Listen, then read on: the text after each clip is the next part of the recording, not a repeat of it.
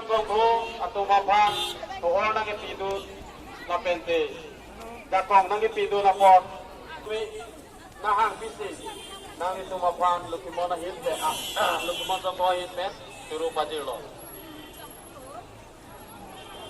apido tulang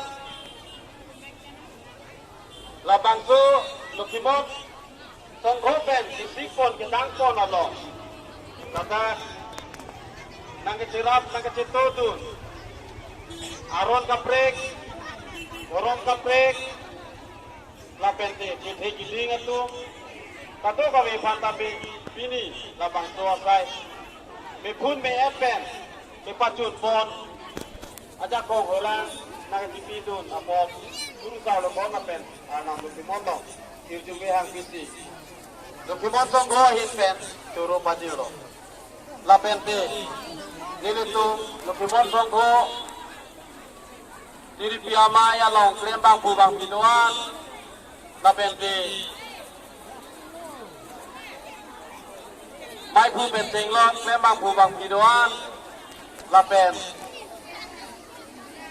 singri amai long klembang pinuan lapen biso yang singrung amai klembang bubang pinuan lapente gurumu lapente adoan ipen kado kami nangeceratut nangecetutu kado kami yang pantabi bijuti guru salu koni kiante anam Kimona men taram di dirjume badir si dilihin pen mati bisutan komiti kapen Kimon Songho hin pen juru badir si nali tu kado kami yang pantabi Kimona kau dong badir pen dilampung juru angke pasti kado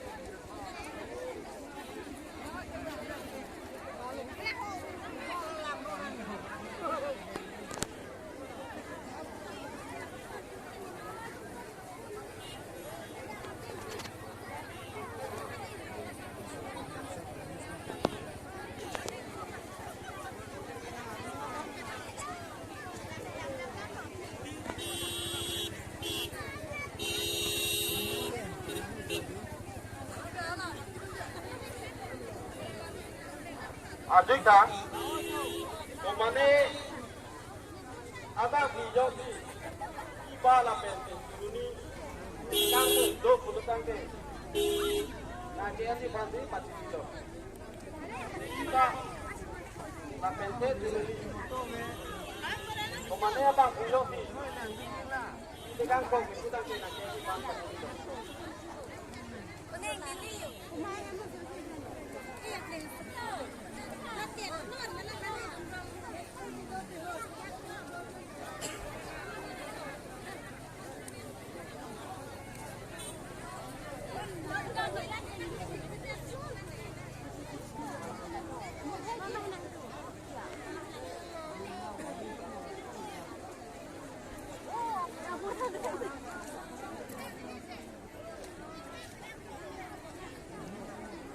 Ajuda, Don Tito, Hometo Sutame, ini doa lagi angkare grupo Nakehai, Rubihan si Nali Panan Kiri, Bati Nali Alang Bati Toika, Nakehai, dan Don Tito. Ini doa lagi angkare grupo Rubihan si Nali Panan Kiri, Nali Toika.